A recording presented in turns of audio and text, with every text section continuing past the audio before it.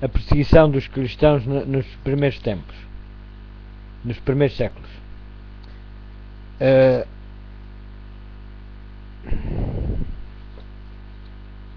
Estas perseguições iniciadas sob o governo de Nero, aproximadamente na época do martírio de Paulo, continuaram durante séculos, com maior ou menor fúria.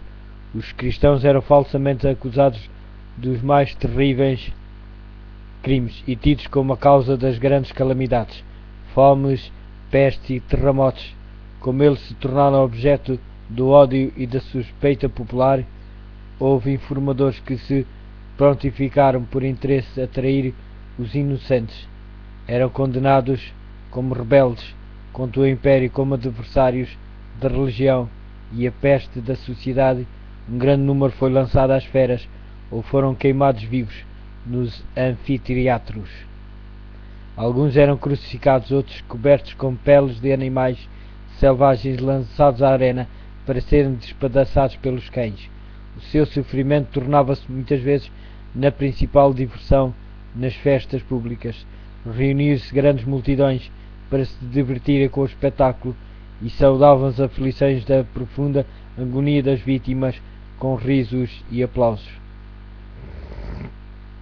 Onde quer que procurassem refúgio, os seguidores de Cristo eram caçados como animais ferozes, eram forçados a procurar esconderijo nos lugares mais desolados e solitários, desamparados e aflitos e maltratados, dos quais o mundo não era digno, errantes pelo deserto e montes e pelas covas e cavernas da terra. Hebreus, capítulo 11, versículo 37 e 38. As catacumbas proporcionaram abrigo a milhares de pessoas. Foram feitas fora da cidade de Roma, debaixo das colinas, longas galerias através da terra e da rocha. A escura e complicada rede de túneis estendia-se por quilómetros para além dos muros da cidade.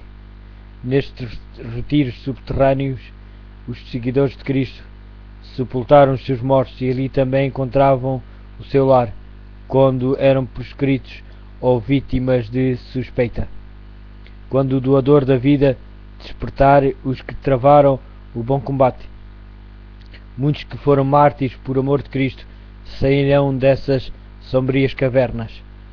Sob a mais atroz perseguição, estas testemunhas de Jesus conservaram a sua fé incontaminada, embora privados de todo o conforto, impedidos de desfrutar da luz do sol, tendo o lar no obscuro, mas amigo seio da terra, não proferiram nenhuma queixa com palavras de fé, paciência e esperança.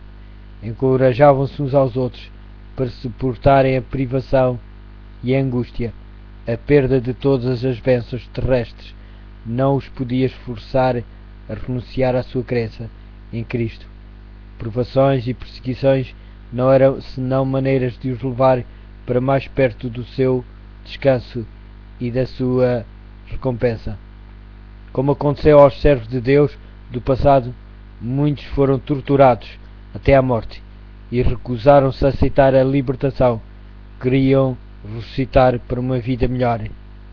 Hebreus, capítulo 11, versículo 35.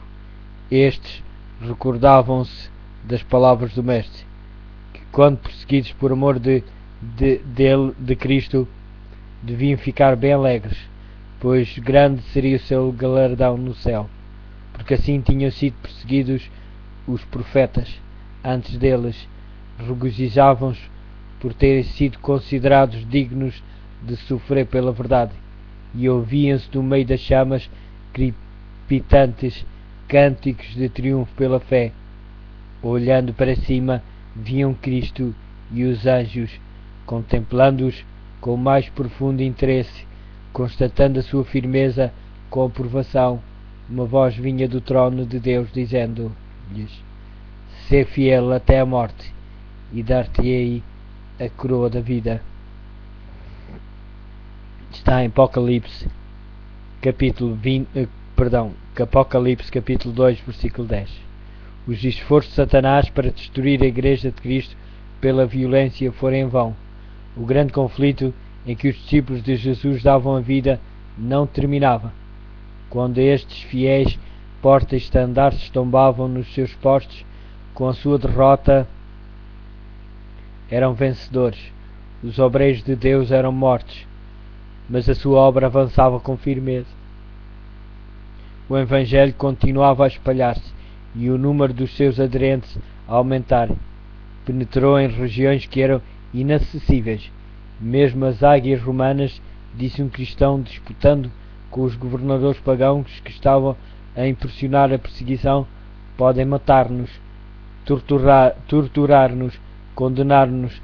A vossa injustiça é a prova de que somos inocentes, e a vossa crueldade não vos trará nenhuma vantagem. Não será senão um convite mais forte para levar outros à mesma convicção. Quanto mais somos ceifados por vós, tanto mais crescemos em número.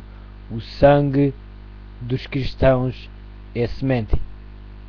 Milhares eram postos presos e mortos, mas outros surgiam para ocupar os seus lugares, e os que eram martirizados pela fé tornavam-se propriedade de Cristo e eram considerados por ele como conquistadores.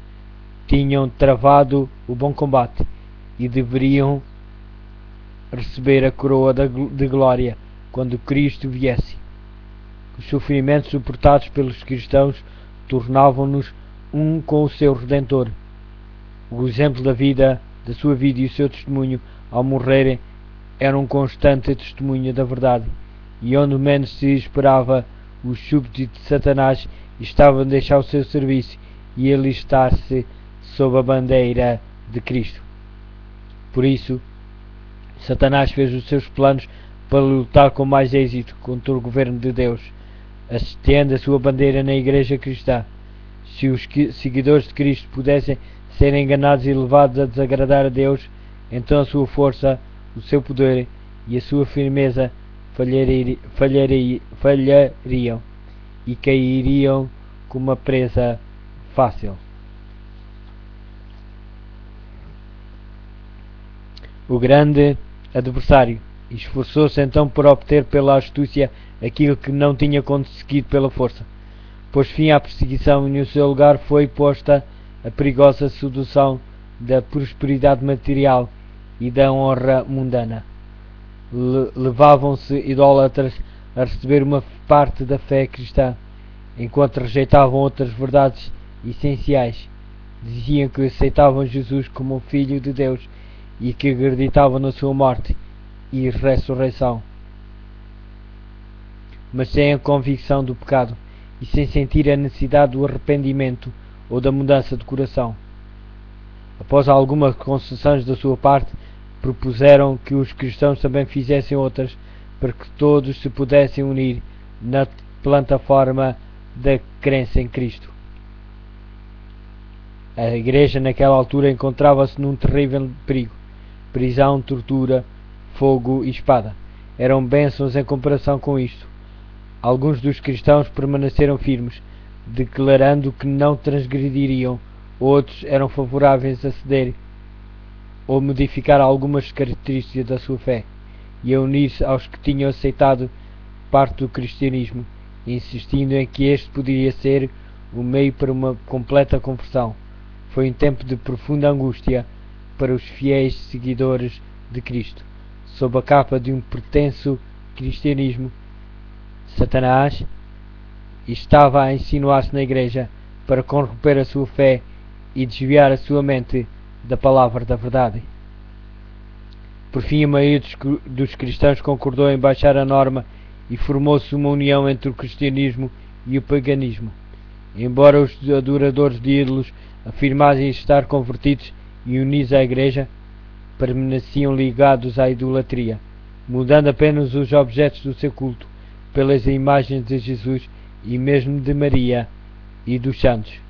O impuro fermento da idolatria, assim introduzido na Igreja, continua a sua sinistra obra. Doutrinas errâneas, rituais supersticiosos e cerimónias idolátricas foram incorporadas na sua fé e duração. Com a união dos seguidores de Cristo aos idólatras, a religião cristã tornou-se corrupta e a Igreja perdeu a sua pureza e o seu poder. Entretanto, houve alguns que não foram desviados por esses enganos, mantiveram sua fidelidade ao autor da verdade e apenas adoravam a Deus. Tem havido sempre duas classes entre os que se dizem seguidores de Cristo, enquanto uma dessas classes estuda a vida do Salvador e procura seriamente corrigir os seus defeitos e identificar-se com o modelo, a outra evita as claras e práticas verdades que expõem os seus erros, mesmo durante a sua melhor condição. A Igreja não se compôs apenas dos verdadeiros, puros e sinceros. O nosso Salvador ensinou que os que voluntariamente condescendem com o pecado não devem ser recebidos na Igreja.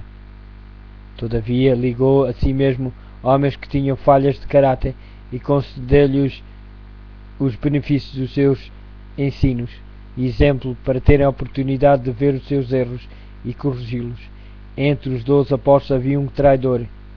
Judas foi aceito, não por causa dos seus defeitos de caráter, mas apesar deles, foi ligado aos discípulos, para que através da instrução e do exemplo de Cristo pudesse aprender o que constitui o caráter cristão e assim ser levado a ver os seus erros, arrepender-se com o auxílio da graça divina, purificar a sua alma na obediência à verdade. Mas Judas não andou na luz, que tão misericordiamente lhe foi permitido que brilhasse sobre ele. Pela condescendência com o pecado, atraiu as tentações de Satanás. Os seus maus traços de caráter tornaram-se predominantes. Entregou a mente à direção dos poderes das trevas. Irava-se quando as suas faltas eram reprovadas. E assim foi levado a cometer o terrível crime de trair o seu mestre. Da mesma forma, todos que acariciam o mal, querendo mostrar a piedade, odeiam os que perturbam a sua paz, condenando o seu caminho de pecado, tal como Judas, quando se apresenta uma oportunidade favorável, traem os que procuram reprová-los para seu bem. Os apóstolos encontraram na Igreja os que mostravam piedade, enquanto ao mesmo tempo, de forma secreta, acariciavam o mal. Ananias e Safira desempenharam o papel de enganadores, pretendendo fazer um sacrifício total por Deus, quando cheios de cobiça retinham uma parte para si. Atos Apóstolos, capítulo 5, versículo 1 ao 16. O Espírito da Verdade revelou aos apóstolos o verdadeiro caráter desses impostores, e o castigo de Deus livrou a Igreja dessa detestável mancha na sua pureza. Esta notável evidência do perspicaz Espírito de Cristo na Igreja foi um terror para os hipócritas e malfeitores.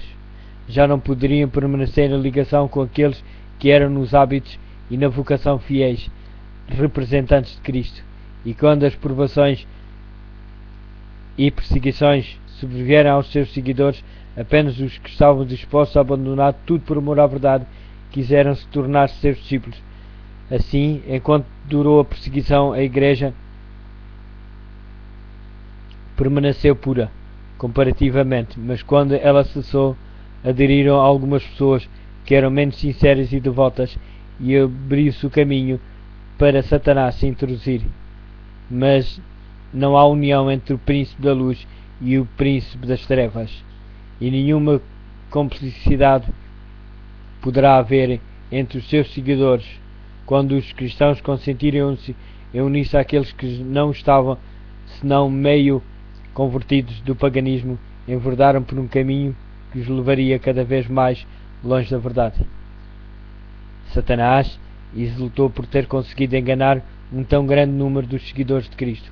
Levou então a seu poder e agir de modo mais completo sobre eles, e inspirou-os a perseguir aqueles que permaneceram fiéis a Deus.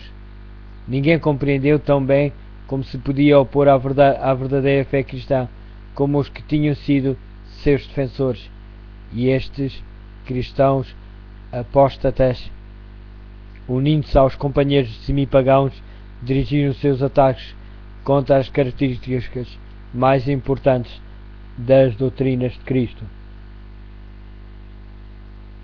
Foi necessária uma luta desesperada por parte daqueles que desejavam ser fiéis para ficar firmes contra os enganos e abominações que disfarçavam sob as vestes sacerdotais e que se introduziram na Igreja.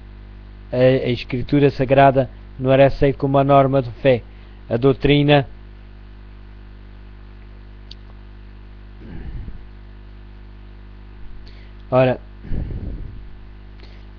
da liberdade religiosa era considerada uma heresia, sendo os seus defensores odiados e proscritos. Depois de um longo e severo conflito, os poucos que permaneceram fiéis decidiram dissolver toda a união com as igrejas apóstatas, caso ela continuasse a recusar libertar-se da falsidade e da idolatria. Viram que se queriam obedecer à palavra de Deus, a separação era uma necessidade absoluta. Não ousavam tolerar erros fatais à sua própria alma.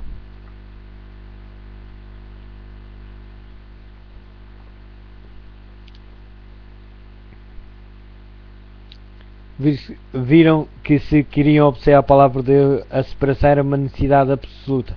Não ousavam tolerar erros fatais à sua própria alma e dar algum exemplo que pusesse em perigo a fé dos seus filhos e dos filhos dos seus filhos. Para assegurar a paz e a unidade, estavam prontos a fazer qualquer concessão coerente com a fidelidade para com Deus, mas acharam mesmo a paz seria comprada por um preço demasiado caro, caso fosse com sacrifício dos princípios.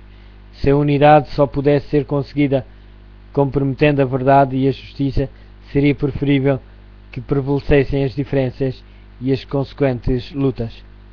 Bom seria para a Igreja e para o mundo se os princípios que norteavam aqueles crentes inabaláveis revivessem no coração dos que hoje se intitulam povo de Deus. Há uma alarmante indiferença em relação às doutrinas, que são as colunas da fé cristã. Ganha terreno a opinião de que, em última análise, elas não são de importância vital. Esta degeneração está a fortalecer as mãos dos agentes de Satanás, de modo que as falsas teorias e os enganos fatais que os fiéis dos séculos passados expunham e combatiam com o risco da sua própria vida são hoje tidos em grande consideração por milhares que pretendem ser seguidores de Cristo. Os primeiros cristãos eram, na verdade, um povo especial. A sua conduta irrepreensível e a sua fé inabalável eram uma contínua reprovação que perturbava a paz dos pecadores. Se bem que poucos sem riqueza, nem posição ou títulos honoríficos constituíam um terror para os maus, onde quer que o seu caráter e doutrina fossem conhecidos. Eram, portanto, odiados pelos ímpios, assim como Abel o foi pelo ímpio Caim. Pela mesma razão que Caim matou Abel, os que procuram repelir a restrição do Espírito Santo mataram o povo de Deus. Pelo mesmo motivo, os judeus rejeitaram e crucificaram o Salvador, porque a pureza e santidade do seu caráter era uma constante repreensão ao seu egoísmo e à sua corrupção. Desde a altura em que Cristo esteve na terra até hoje, os discípulos fiéis têm suscitado o ódio e a oposição dos que amam e seguem os caminhos do mal. Como pode então chamar-se uma mensagem de paz ao Evangelho? Quando Isaías predisse o nascimento do Messias, conferiu-lhe o título de Príncipe da Paz. Quando os anjos anunciaram aos pastores que Cristo tinha nascido, cantaram sobre as planícies de Belém: glória a Deus nas alturas, paz na terra, boa vontade para com os homens. Está em Lucas capítulo 2, versículo 14. Há uma aparente contradição entre estas declarações proféticas e as palavras de Cristo: não vim trazer paz, mas espada. Mateus capítulo 10, versículo 34. Mas entendidas corretamente, ambas estão em perfeita harmonia. O Evangelho é uma mensagem de paz. O cristianismo é um sistema religioso que, recebido e obedecido, espalharia a paz, harmonia e felicidade por toda a terra. A religião de Cristo ligara numa íntima fraternidade todos os que aceitarem os seus ensinos. A missão de Jesus foi reconciliar os homens com Deus e uns com os outros, mas o mundo está em grande parte sob o domínio de Satanás, o acérrimo adversário de Cristo. O Evangelho apresenta-lhes princípios de vida que estão em total desacordo com os seus hábitos e desejos, e eles levantam-se em rebelião contra ele, odeiam a pureza que revela e condena os seus pecados, e perseguem e destroem os que com ele insistem nas suas justas e santas reivindicações. É neste sentido que se chama ao Evangelho uma espada, visto que as elevadas verdades que traz ocasionam o ódio e a contenda. A misteriosa providência que permite que os justos sofram perseguição nas mãos dos ímpios tem sido causa de grande perplexidade por muitos que são fracos na fé. Alguns decidem até deixar de confiar em Deus, por ele permitem a prosperidade dos homens mais vis, enquanto que os melhores e mais puros são afligidos e atormentados pelo seu cruel poder. Como pode aquele que é justo e misericordioso e que também detém um poder infinito tolerar tal injustiça e opressão? Perguntam eles. Esta é uma questão com a qual não temos nada que ver. Deus deu suficientes evidências do seu amor e não devemos duvidar da sua bondade pelo facto de não podermos compreender a sua forma de agir. O Salvador disse aos seus discípulos, prevendo as dúvidas que os oprimia nos dias de provação e trevas: lembrai-vos das palavras que vos disse, nenhum servo é maior que seu Senhor. Se a mim me perseguiram, também vos hão de perseguir. João, capítulo 15, versículo 20. Jesus sofreu por nós, mais do que qualquer um dos seus seguidores poderá sofrer com a crueldade dos ímpios. Os que são chamados a suportar a tortura e o martírio não estão senão a seguir as pegadas do querido Filho de Deus. O Senhor não demora a cumprir o que prometeu. 2 Pedro, capítulo 3, versículo 9. Ele não se esquece dos seus filhos, nem os negligencia, mas permite que os ímpios revelem o seu verdadeiro caráter, para que ninguém que deseje fazer a sua vontade possa ser iludido com relação a eles.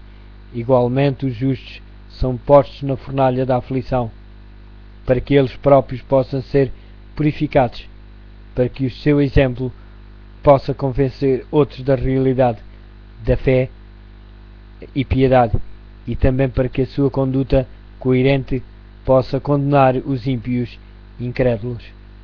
Deus permite que os ímpios prosperem e revelem inimizade para com ele, para que quando encherem a medida da sua iniquidade, todos vejam na sua completa destruição a justiça e misericórdias divinas.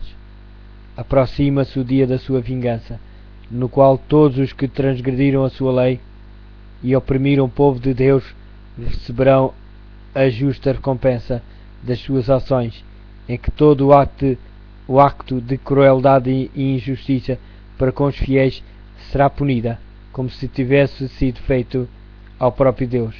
Há outra questão mais importante que deveria ocupar a atenção das igrejas de hoje. O apóstolo Paulo declara que todos os que quiserem viver a fé em Cristo serão perseguidos. Então, por que é que a perseguição em grande parte parece estar adormecida? A única razão é que a igreja se conformou com a norma do mundo e, portanto, não suscita oposição. A religião que no nosso tempo prevalece é a do caráter puro e santo, que assinalou a fé cristã nos dias de Cristo e dos seus apóstolos. É unicamente por causa do espírito de transigência com o pecado, por serem consideradas as grandes verdades da palavra de Deus com tanta indiferença, por haver tão pouca piedade vital na Igreja, que o cristianismo é aparentemente tão popular no mundo. Se houver um revivimento da fé e do poder que a Igreja tinha no seu início, o espírito de oposição reviverá, reacendendo-se as fogueiras da perseguição. Como diz no início do capítulo,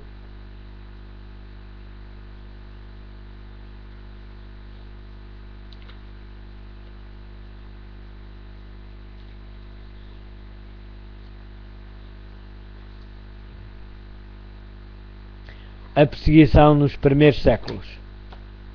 Foi leitura do capítulo número 2 de o livro O Grande Conflito.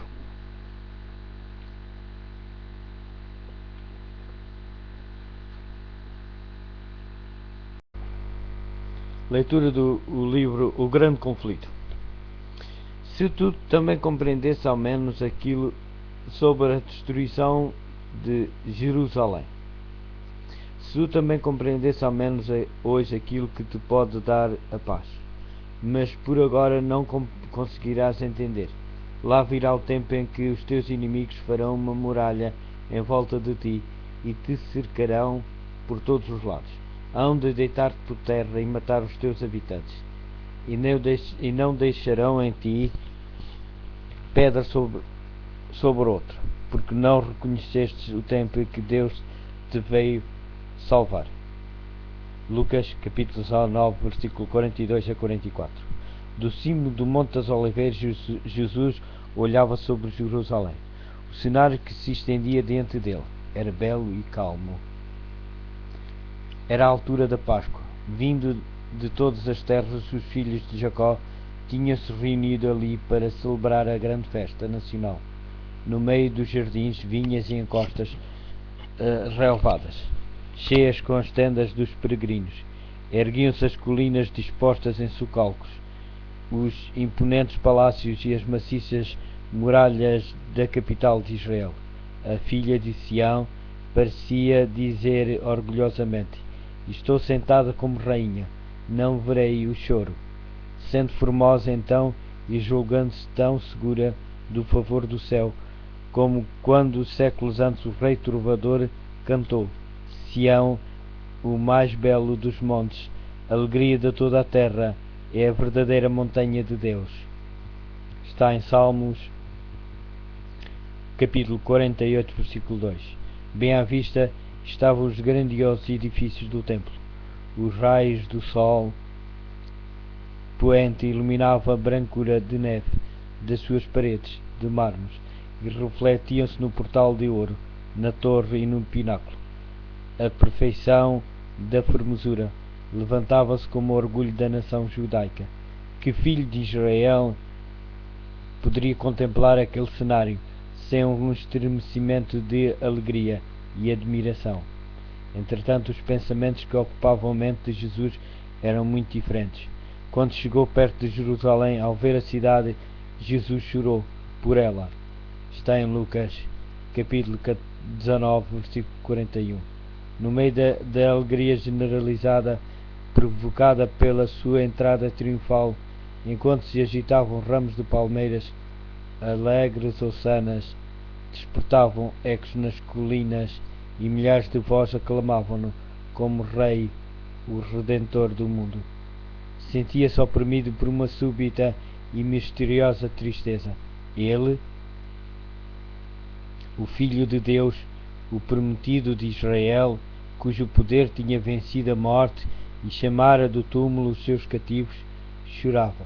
Isto não era causado por uma mágoa normal. Eram lágrimas de uma agonia intensa e irreprimível. As lágrimas não eram por si mesmo. embora soubesse perfeitamente para onde os seus passos o levariam. Diante dele estava o Getsemane, cenário da sua próxima agonia.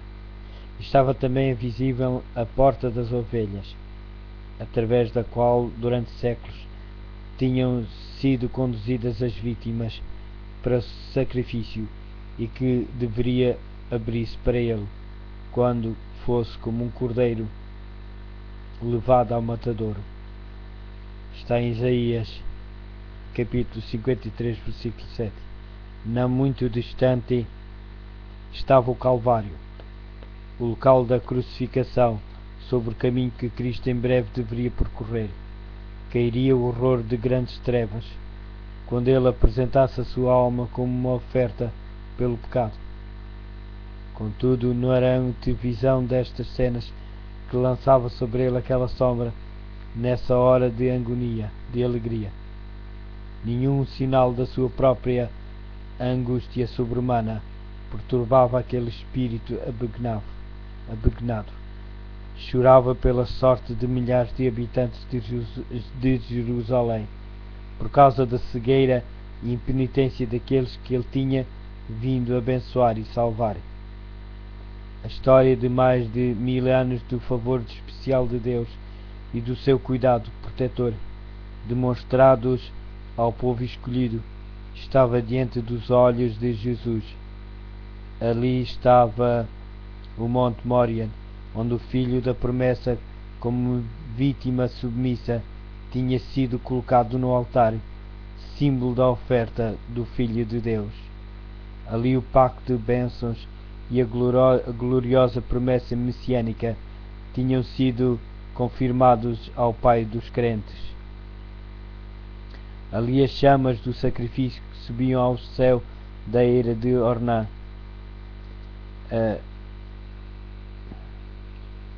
símbolo da oferta do Filho de Deus. Está em Gênesis capítulo 22, versículo 9.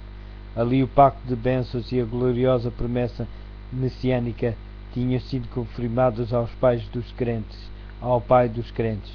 Está em Gênesis capítulo 22, versículos 16 ao 18. Ali as chamas do sacrifício que subiam ao céu da era de Orná tinham sido desviados da espada do anjo destruidor. Está no 1 de Crónicos capítulo 21. Como um símbolo apropriado do sacrifício e da mediação do Salvador em favor do homem culpado. Jerusalém tinha sido honrada por Deus sobre toda a terra. O Senhor tinha escolhido Sião e desejou-a para sua habitação. Está no livro de Salmos, capítulo 132, versículo 13. Ali, durante séculos, santos profetas tinham apresentado mensagens de advertência. Ali, sacerdotes tinham agitado os turíbulos e a nuvem do incenso com as orações dos adoradores. Ali tinha subido diante de Deus. Ali diariamente tinha sido oferecido o sangue dos cordeiros mortos, que apontavam para o Cordeiro de Deus, que havia de vir. Ali Jeová tinha revelado a sua presença na nuvem de glória sobre o propiciatário. Ali tinha repousado a base daquela escada mística que ligava a terra ao céu. Gênesis capítulo 28, versículo 12 e João capítulo 1, versículo 51. Escada pela qual os anjos de Deus desciam e subiam e que abria ao mundo o caminho para o lugar santíssimo. Se Israel como nação tivesse preservado a aliança com o céu, Jerusalém teria permanecido para sempre como a eleita de Deus. Está em Jeremias capítulo 17, versículo 21 a 25. Mas a história daquele povo favorecido era um registro de apostasia e revoltas. Tinham resistido à graça do céu, abusado dos seus privilégios e desprezado as suas oportunidades. Embora Israel se tivesse rido dos mensageiros de Deus, desprezado as suas palavras e maltratado os seus profetas, está em 2 de Crónicas, capítulo 36, versículo 16, ele ainda se manifestará a eles como o Senhor Deus misericordioso e compassivo, paciente e grande em amor e verdade. Em Êxodo capítulo 34, versículo 6. Apesar das repetidas rejeições, a sua misericórdia continuou a anteceder, com um amor maior do que o de um pai pelo filho muito amado. Deus tinha-lhes enviado constantemente advertências pelos seus profetas, porque tinha amor ao seu povo e ao seu santuário. 2 de Crônicas, capítulo 36, versículo 15. Quando as admoestações, os pedidos e as censuras falharam, enviou-lhes o melhor dom do céu. Mais ainda, derramou todo o céu naquele único dom. O próprio Filho de Deus foi enviado para insistir com a cidade impenitente. Foi Cristo que trouxe Israel como uma boa vinha do Egito. Está no livro de Salmos, capítulo 80, versículo 8. A sua própria mão tinha expulsado os gentios de diante deles. Plantou-a num outeiro fértil. O seu cuidado protetor envolvera-a completamente. Enviou os seus servos para a cultivar. Que mais se podia fazer à minha vinha? Exclama ele, e que eu lhe não tenha feito. No entanto, quando esperava que desse uvas, veio a produzir uvas bravas. Está no livro de Isaías, capítulo 5, versículo 1 ao 4. Mesmo assim, ainda com a esperança de encontrar fruto, veio em pessoa à sua vinha, pois talvez ela ainda pudesse ser salva da destruição. Cavou-a, podou-a e protegeu-a. Foi incansável nos seus esforços para salvar esta vinha que ele próprio tinha plantado.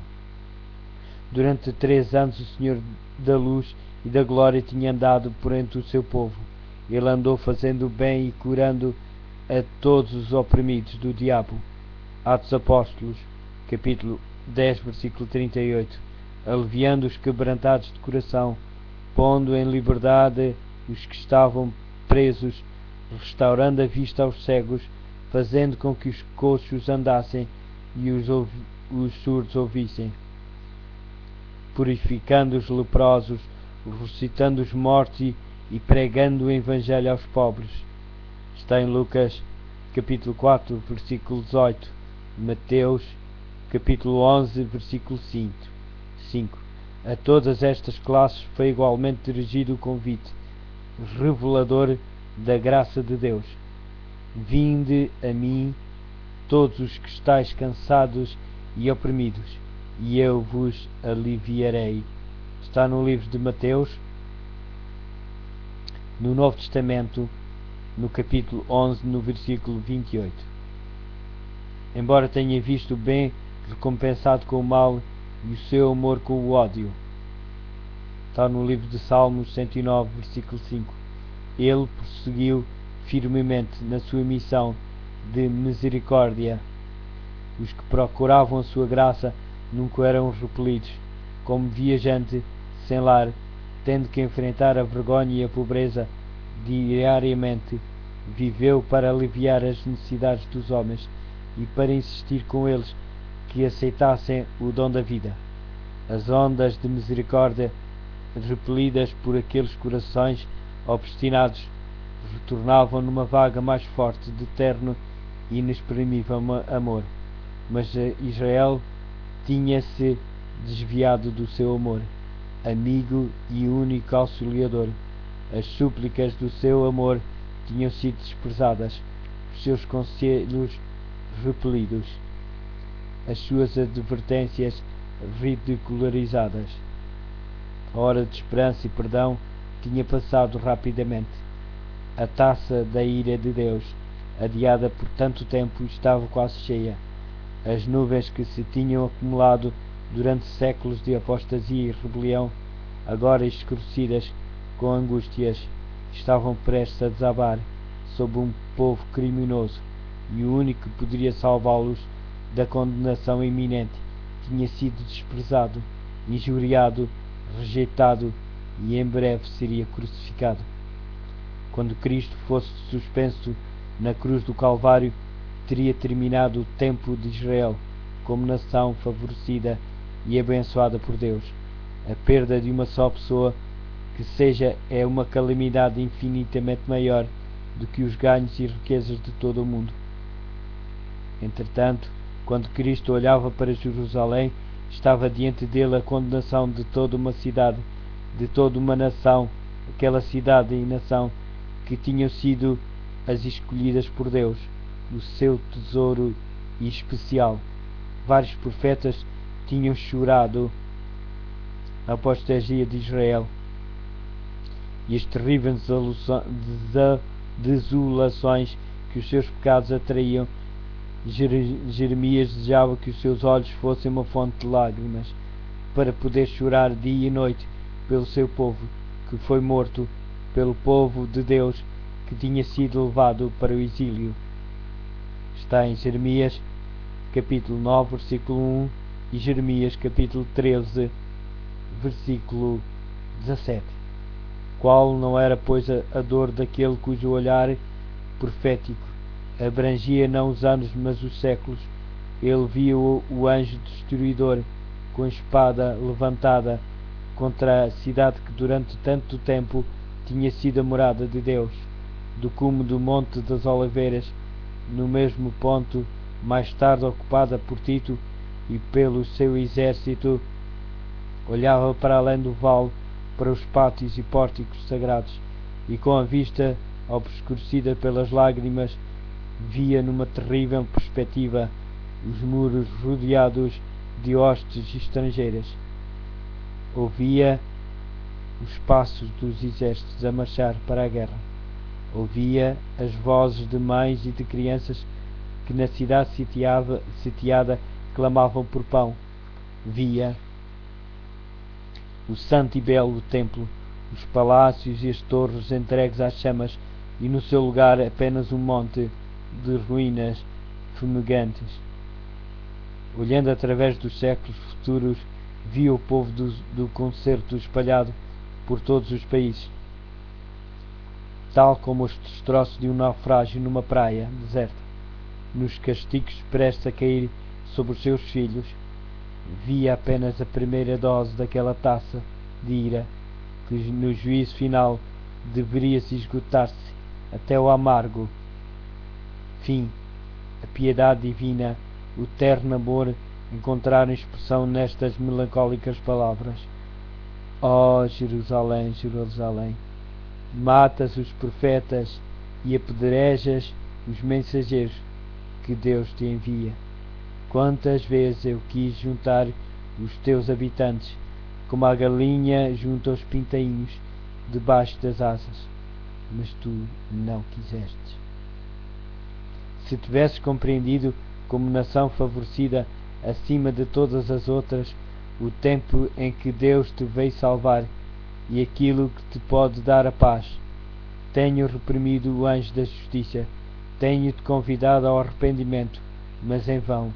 Não é meramente a servos, enviados e profetas que tens repelido e rejeitado, mas ao Santo de Israel, o teu Redentor. Se és destruída, tu unicamente és a responsável. E apesar disso, vocês não querem seguir-me para terem a vida eterna. Está no livro de João, capítulo 5, versículo 40. Cristo viu em Jerusalém um símbolo do mundo, endurecido na incredulidade e rebelião, e caminhando rapidamente ao encontro dos juízos punitivos de Deus, as tribulações de uma raça caída, a oprimirem a sua alma, arrancavam dos seus lábios aquele clamor extremamente amargo. Viu a história do pecado marcado na miséria humana, nas lágrimas e no sangue. O seu coração encheu-se de infinita compaixão pelos aflitos e sofredores da terra. Ansiava poder aliviar a todos. Contudo, mesmo a sua mão não poderia impedir ondas das desgraças humanas. Poucos procurariam a sua única fonte de auxílio, Ele estava disposto a derramar a alma na morte, para colocar a salvação ao seu alcance. Poucos, porém, iriam até ele para procurarem ter vida. A majestade dos céus a chorar, o Filho do infinito Deus, com o espírito perturbado, curvado pela angústia. Esta cena comoveu todo o céu. Ela revela-nos a imensa malignidade do pecado. Mostra como é árdua, mesmo para o poder infinito, a tarefa de salvar o culpado das consequências da transgressão da lei de Deus. Jesus, ao olhar para a última geração, viu o mundo envolvido num engano semelhante ao que causou a destruição de Jerusalém. O grande pecado dos judeus foi o terem rejeitado Cristo. O grande pecado do mundo cristão é a rejeição da lei de Deus, fundamento do seu governo. No céu e na terra, os preceitos de Deus seriam desprezados e anulados. Haveria milhões na servidão do pecado, escravos de Satanás, condenados a sofrer a segunda morte, que se recusariam a escutar as palavras da verdade no dia do ajuste de contas. Terrível cegueira, estranha presunção. 2 dias antes da Páscoa, quando Cristo, pela última vez, depois de denunciar a hipocrisia dos príncipes judeus, se tinha afastado do templo mais uma vez, foi com os discípulos para o Monte das Oliveiras. Ali sentou-se com eles na encosta relevada, sobraceira à cidade. Mais uma vez contemplou os seus muros, torres e palácios. Mais uma vez está diante dele o templo no seu deslumbrante esplendor, como um diadema de beleza a coroar o monte sagrado. 1000 anos antes, o salmista tinha louvado o favor de Deus para com Israel, fazendo da sua sagrada casa a sua habitação. Em Salém está o seu tabernáculo e a sua morada em Sião. Salmo 76, versículo 2. Ele escolheu antes a tribo de Judá e o monte de Sião, seu preferido. Construiu o seu santuário alto como o céu. Salmo 78, versículo 68 e 69. O primeiro templo tinha sido edificado durante o período de maior prosperidade da história de Israel. O rei Davi tinha acumulado muita abundância de tesouros para este fim, e a planta para a sua construção fora feita por indicação divina. 1 de Crónicas, capítulo 28, versículo 12 a 19. Salomão, o mais sábio dos monarcas de Israel, tinha contemplado a obra. Este templo foi o edifício mais magnífico que o mundo já viu. Contudo, o Senhor declarou pelo profeta Ageu, relativamente ao segundo templo: a glória desta casa, a última casa, será maior do que a da primeira. Farei tremer todas as nações, e virá o desejado de todas as nações, e encherei esta casa de glória, diz o Senhor dos Exércitos. Depois da destruição do templo por Nabucodonosor, este foi reconstruído cerca de 500 anos antes do nascimento de Cristo, por um povo que tinha voltado de um longo exílio para um país devastado e quase deserto. Havia então entre eles homens idosos que tinham visto a grandeza do templo de Salomão e que choraram junto aos alicerces do novo edifício, por ele vir a ser tão inferior ao anterior. O sentimento que prevalecia é descrito pelo profeta de uma forma bem viva. Quem há entre vós que, tendo ficado, viu esta casa na sua primeira glória, e como a vês agora, não é esta como nada em vossos olhos, comparados com aquela? Está no livro de Ageu, capítulo 2, versículo 3. Esdras, capítulo 3, versículo 12. Então foi feita a promessa de que a grandeza desta última casa seria maior do que a da anterior. Mas o segundo templo não teve o mesmo esplendor do primeiro, nem a sua consagração foi acompanhada pelos visíveis sinais da presença divina que a primeira tinha tido. Não houve uma manifestação de poder sobrenatural para assinalar a sua dedicação. Não foi vista nenhuma nuvem de glória a encher o santuário recém-construído. Não desceu nenhum fogo do céu para consumir o sacrifício sobre o altar. O Shekinah já não habita entre os querubins no lugar santíssimo. A arca, o propiciatário e as tábuas do testemunho nunca mais lá estariam. Nenhuma voz se fazia ouvir vinda do céu para dar a conhecer ao sacerdote inquiridor a vontade de Jeová. Durante séculos os judeus tinham se esforçado em vão por mostrar que a promessa de Deus feita por Ageu se tinha cumprido. Entretanto, o orgulho e a incredulidade cegavam sua mente para o verdadeiro sentido das palavras do profeta. O segundo templo não foi honrado com a nuvem da glória de Jeová, mas com a presença viva daquele em que habita corporalmente a plenitude da divindade, que foi o próprio Deus manifesto em carne. O desejado de todas as nações tinha na verdade chegado ao seu templo, quando o homem de Nazaré ensinava e curava nos pátios sagrados. Com a presença de Cristo, e apenas com ela, o segundo templo excedeu a glória do primeiro, mas Israel tinha afastado de si o dom que o céu lhe oferecia, com o humilde mestre que naquele dia tinha saído das suas portas de ouro. A glória tinha-se retirado do templo para sempre. Estavam cumpridas as palavras do Salvador: eis que a vossa casa vai ficar-vos deserta. Está no livro de Mateus, capítulo 23, versículo 38. Os discípulos, assustados e admirados diante da profecia de Cristo sobre a destruição do templo, desejavam compreender melhor o significado das suas palavras. Durante mais de 40 anos tinham sido usados com grande abundância riquezas, trabalho e conhecimento arquitetónicos para fazer ressaltar o seu esplendor. Herodes Grande tinha usado prodigamente riquezas, tanto romanas como dos tesouros judeus, e até mesmo o imperador do mundo o tinha enriquecido com as suas ofertas. Blocos maciços de mármore branco de um tamanho quase fabuloso, vindos de Roma para este fim, formavam parte da sua estrutura. Os discípulos chamaram a atenção do mestre para eles, dizendo: olha que pedras e que edifício. Marcos capítulo 13, versículo 1.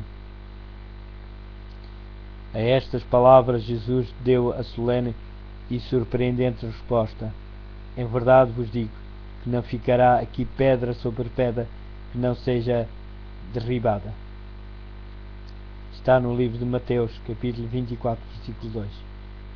Os discípulos associaram a destruição de Jerusalém aos fatos da vinda do Sol de Cristo em glória temporal para ocupar o trono do império do universo, castigar os judeus impenitentes e libertar a nação do domínio romano. O Senhor tinha-lhe dito que viria uma segunda vez, daí, ouvindo mencionar o juízo sobre Jerusalém, dirigir um pensamento para aquela vinda, e quando estava sobre o Monte das Oliveiras reunidos em volta do Salvador, perguntaram: quando serão essas coisas, e que sinal haverá da tua vinda e do fim do mundo? Está em Mateus, capítulo 24, versículo 3. Misericordiosamente o futuro estava oculto aos discípulos. Se naquela ocasião tivessem compreendido perfeitamente os dois terríveis factos, os sofrimentos e morte do Redentor e a destruição da sua cidade e templo, teriam ficado dominados pelo terror. Cristo apresentou diante deles um esboço dos importantes acontecimentos que deveriam ocorrer antes do fim do tempo. As suas palavras não foram perfeitamente entendidas nesse momento, mas o seu significado ser-lhes revelado quando o seu povo necessitasse da instrução que elas continham. A profecia que Jesus proferiu tinha um duplo sentido. Ao mesmo tempo que falava da destruição de Jerusalém, representava igualmente os terrores do último grande dia. Jesus revelou aos discípulos que escutavam o juízo que deveriam cair sobre o apóstata de Israel, especialmente o castigo que sofreria por causa da sua rejeição e crucificação do Messias. Sinais inequívocos precederiam o terrível clímax. A hora temida viria, súbita e rapidamente, e o Salvador advertiu os seus seguidores, dizendo: quando virem no lugar santo o horror medonho de que falou o profeta Daniel, quem lê isto procura entender. Aqueles que estiverem na Judeia devem fugir para os montes. Mateus, capítulo 24, versículo 15 e 16. Lucas, capítulo 21, versículo 20 e 21. Quando os símbolos idolátricos dos romanos fossem erguidos na Terra Santa, que se estendia algumas centenas de metros para além dos muros da cidade, então os seguidores de Cristo deveriam procurar a sua segurança, fugindo. Quando vissem o sinal de aviso, os que quisessem escapar não deveriam demorar-se por toda a Judeia, assim como em Jerusalém. O sinal para a fuga deveria ser imediatamente obedecido. Aquele que por acaso estivesse no telhado não deveria ir a casa, mesmo que fosse para salvar os tesouros mais valiosos.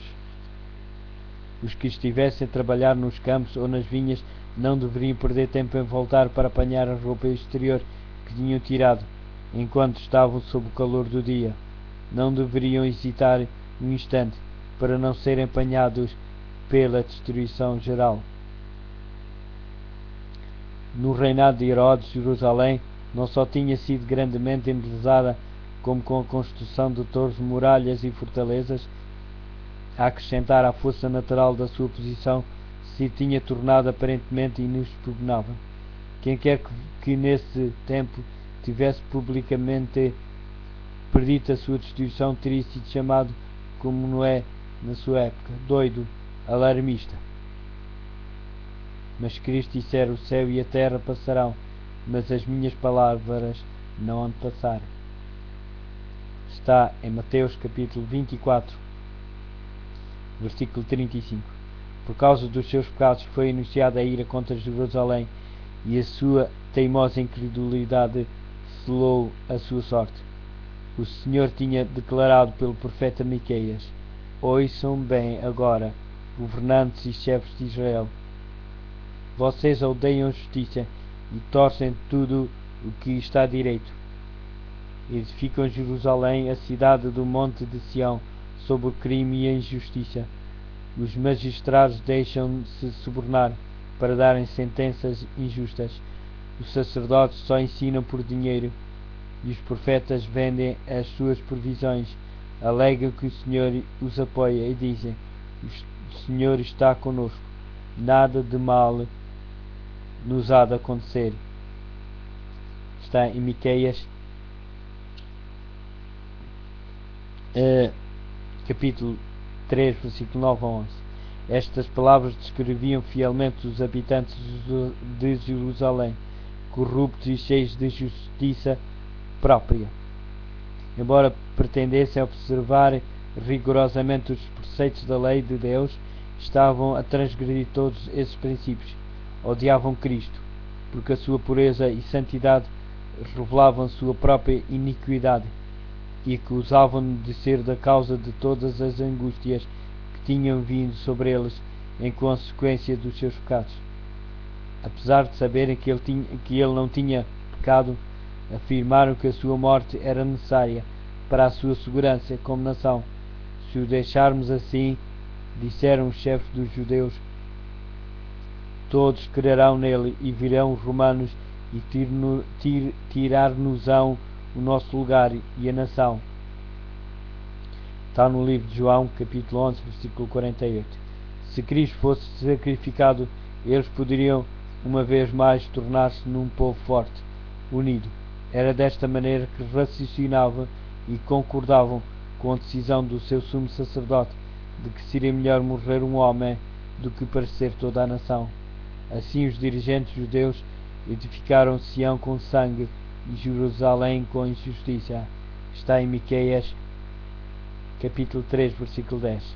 E além disso, ao mesmo tempo que mataram o seu Salvador, porque reprovavam os seus pecados, a sua justiça própria era tal que se consideravam como o povo favorecido de Deus, e esperavam que o Senhor os livrasse dos inimigos.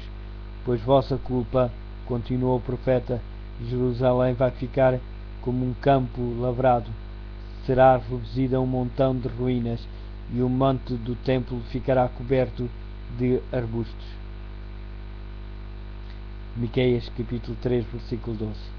Durante quase 40 anos depois da condenação de Jerusalém ter sido pronunciada pelo próprio Cristo, o Senhor atrasou os seus juízos sobre a cidade e a nação, a longanimidade de Deus para com os que rejeitaram o seu Evangelho e assassinaram o seu Filho. Foi maravilhosa a parábola da árvore infrutífera. Representava a forma de Deus lidar com a nação judaica. Fora dada a ordem: corta, porque ocupa ainda a terra inutilmente. Lucas capítulo 13, versículo 7. Mas a misericórdia divina poupara durante um pouco mais de tempo. Havia ainda muitos entre os judeus que não conheciam o caráter e a obra de Cristo, e os filhos não tinham tido as oportunidades nem recebido a luz que os seus pais tinham desprezado. Através da pregação do apóstolo e dos seus cooperadores, Deus faria com que a luz resplandecesse sobre eles. Veriam como a profecia se tinha cumprido, não somente no nascimento e vida de Cristo, mas também na sua morte e ressurreição. Os filhos não foram condenados pelos pecados dos pais, mas quando conheceram toda a luz dada aos seus pais, os filhos rejeitaram até mesmo a luz suplementar que lhes tinha sido concedida. Tornaram-se participantes dos seus pecados e encheram a medida da sua iniquidade.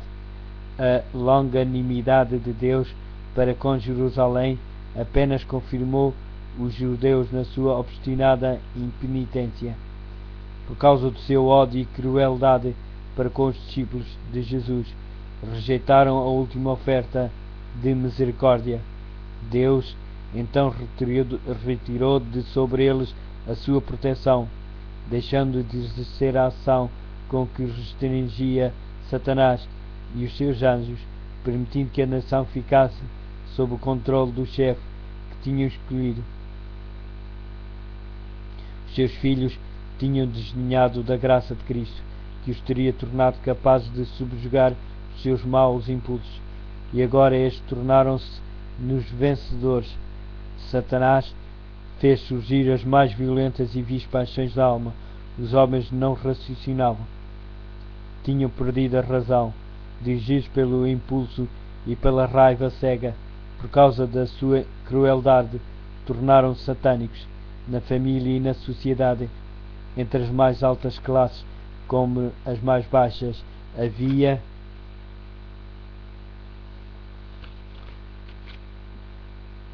suspeita, inveja, ódio, discórdia, rebelião, assassínio. Não havia segurança em parte alguma. Amigos e familiares traíam-se uns aos outros. Pais matavam os filhos e filhos os pais. Os príncipes do povo não conseguiam dominar-se a si mesmos. Paixões desenfreadas tornavam-nos tiranos. Os judeus tinham aceito um falso testemunho para condenar o inocente Filho de Deus. Agora as falsas acusações tornavam insegura a sua própria vida pelas suas ações. Durante muito tempo tinham estado a dizer que o Santo Israel não nos aborreça mais. Está em Isaías, capítulo 30, versículo 11. Agora o seu desejo foi satisfeito. O temor de Deus nunca mais os perturbaria. Satanás encontrava-se à frente da nação e as mais altas autoridades civis e religiosas estavam sob o seu domínio. Por vezes os chefes das fações em luta uniam-se para saquear e torturar as suas desgraçadas vítimas, e logo a seguir lutavam entre si, causando uma matança impiedosa. Mesmo a santidade do templo não refriava a sua horrível ferocidade. Os adoradores eram assassinados diante do altar e o santuário contaminava-se com os corpos dos mortos. No entanto, na sua cega e blasfema presunção, os instigadores desta obra infernal declaravam publicamente que não tinham medo de que Jerusalém fosse destruída, pois ela era a própria cidade de Deus, para estabelecer mais firmemente o seu poder. Subornaram profetas falsos para proclamarem, até mesmo quando as legiões romanas já estavam a sitiar o templo, que o povo devia aguardar que Deus o libertasse. Afinal, as multidões agarraram-se firmemente à crença de que o Altíssimo interviria para derrotar os seus adversários. Israel, porém, tinha desprezado a proteção divina e agora não tinha defesa. Infeliz Jerusalém, estava fragmentada por dissensões internas, com as suas ruas tingidas com o vermelho do sangue dos seus filhos, que se tinham matado uns aos outros, enquanto exércitos estrangeiros hostis derrubavam as suas fortificações e matavam os seus homens de guerra. Todas as predições feitas por Cristo relativas à destruição de Jerusalém se cumpriram à letra. Os judeus experimentaram a verdade das suas palavras de advertência. Com a medida com que tiveres medido, vos hão de medir a vós. Apareceram sinais e prodígios que pronunciavam desastres e condenações. Ao meio da meia-noite, uma luz sobrenatural brilhou sobre o templo e o altar sobre as nuvens. Ao pôr do sol, desenhavam-se carros e homens de guerra reunindo-se para a batalha. Os sacerdotes que ministravam à noite no santuário ficaram aterrorizados com sons misteriosos. A terra tremia e ouvia-se uma multidão de vozes a clamar: partamos daqui. A grande porta oriental, que era tão pesada que dificilmente podia ser fechada por uns 20 homens e que estava segura por imensas barras de ferro fixadas profundamente no chão de pedra sólida, abriu-se à meia-noite, independentemente de qualquer agente visível. Durante 7 anos, o homem andou a subir e a descer as ruas de Jerusalém, anunciando as desgraças que deveriam sobrevir à cidade, de dia e de noite. Cantava com uma voz fúnebre, uma voz do Oriente, uma voz do Ocidente, uma voz dos 4 ventos, uma voz contra Jerusalém e contra o templo, uma voz contra os noivos e as noivas, uma voz contra o povo. Este ser estranho foi preso e açoitado, mas não se ouviu nenhuma queixa dos seus lábios.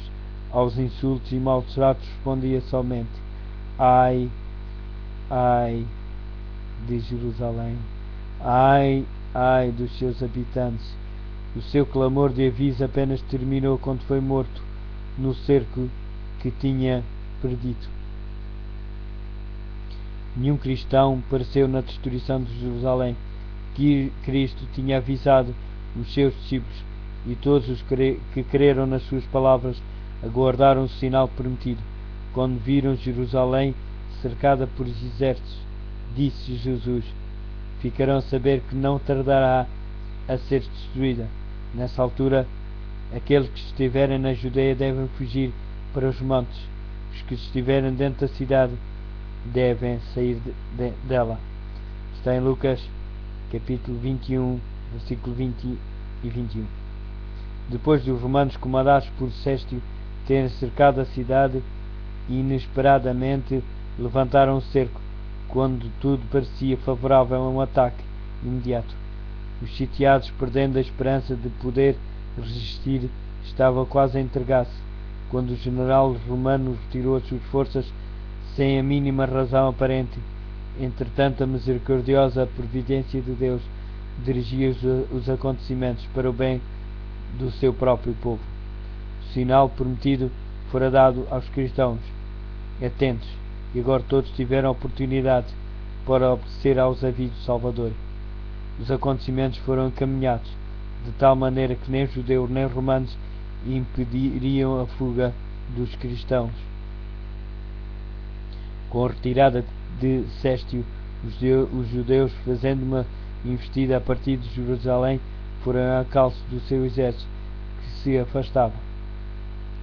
E enquanto ambas as forças estavam assim completamente empenhadas na luta, os cristãos tiveram a possibilidade de deixar a cidade. Entretanto, o território também estava livre de inimigos, que podiam ter feito algum esforço para interceptar a sua passagem. Na ocasião do cerco, os judeus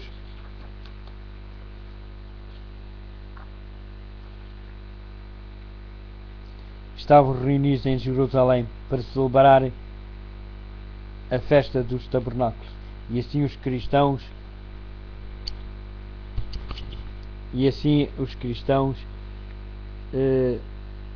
em todo o país puderam escapar sem serem impedidos. Fugiram imediatamente para um lugar de segurança, a cidade de Pela, na Pereia, junto além do Jordão. As forças judaicas, perseguindo Céstio e o seu exército, caíram sob a sua retaguarda, com tal ferocidade que o ameaçaram de uma destruição total. Foi com grande dificuldade que os romanos conseguiram efetuar a retirada. Os judeus escaparam quase sem perdas e voltaram em triunfo com os seus despojos para Jerusalém.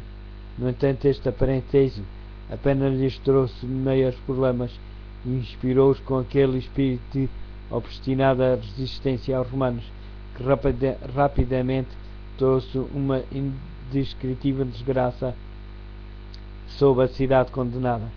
As calamidades que caíram sobre Jerusalém quando o cerco foi reassumido por Tito foram terríveis. A cidade foi assaltada na ocasião da Páscoa, quando milhões de judeus estavam reunidos dentro dos seus muros. As suas reservas de víveres, que se tivessem sido cuidadosamente preservadas, teriam suprimido os habitantes durante anos. Tinham sido previamente destruídas pela rivalidade e vingança das fações em contenda, e agora todos sentiram os horrores da morte pela fome. Uma medida de trigo era vendida por um talento. As consequências da fome eram tão atrozes que havia homens que roíam o couro dos seus cinturões e sandálias e os revestimentos dos seus escudos. Muitas pessoas saíam da cidade à noite, furtivamente, para apanhar plantas silvestres que cresciam fora dos muros da cidade. Apesar de serem agarradas e mortas com severas torturas, muitas vezes aos que conseguiam voltar era-lhes roubado aquilo que tinham apanhado sob tão grande perigo. As torturas mais desumanas eram praticadas pelos que estavam no poder para extorquir do povo atingido pela necessidade os últimos e escassos suprimentos que poderiam ter escapado escondidos, e estas crueldades eram frequentemente praticadas por homens que estavam bem alimentados, mas que desejavam acumular um depósito de provisões para o futuro. Milhares morreram por causa da fome e da peste. A afeição natural parecia ter desaparecido. Maridos roubavam comida das suas mulheres e estas a dos seus maridos. Viam-se filhos tirar o alimento da boca dos seus pais idosos. A pergunta do profeta: pode uma mulher esquecer-se tanto do seu filho que cria? Está em Isaías capítulo 49, versículo 15. Recebeu dentro dos muros da cidade, condenado à resposta. As mães chegaram ao ponto de cozer os próprios filhos para deles se alimentarem, apesar de muito amor que lhes tinham. Está em Lamentações no capítulo 4, versículo 10. Mais uma vez se cumpriu a profecia de aviso, dada 14 séculos antes. A mulher mais sensível e delicada, que nem conseguia pousar o seu pé descalço no chão, de tão delicada e sensível que era, olhara com desconfiança para o esposo que ela ama e para os seus filhos e filhas. Tem medo de repartir com ele o filho que vai dar à luz, e a placenta que sairá das suas entranhas, que ela espera poder comer sozinha, às escondidas, ao ver-se sem nada, por causa do apertado cerco a que os inimigos sujeitarão as tuas cidades. Deuteronômio capítulo 28, versículos 56 e 57. Os chefes romanos fizeram todo esforço para aterrorizar os judeus e desse modo levá-los à redenção. Os prisioneiros que residiam quando eram presos eram açoitados, torturados e crucificados diante do muro da cidade.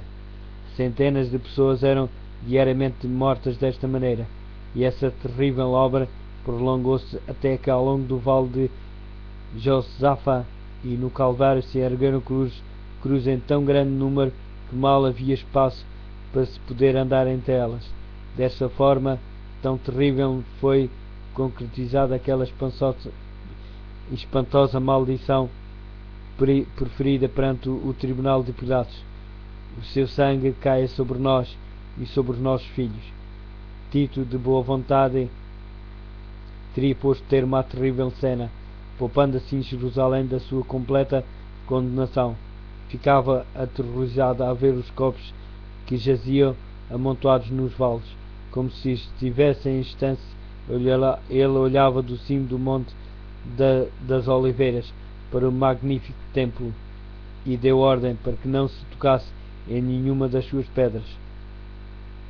Antes de tentar conquistar esta fortaleza, fez um ardente apelo aos chefes judeus para não forçarem profanar com sangue o lugar sagrado.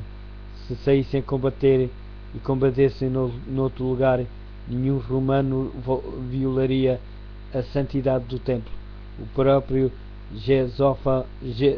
Josefo, com um apelo eloquentíssimo, suplicou que se rendessem para se salvarem a si, à sua cidade, ao seu lugar de culto.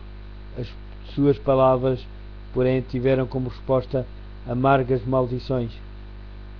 Foram tirados dardos contra ele, seu último mediador humano, enquanto persistia em insistir com eles.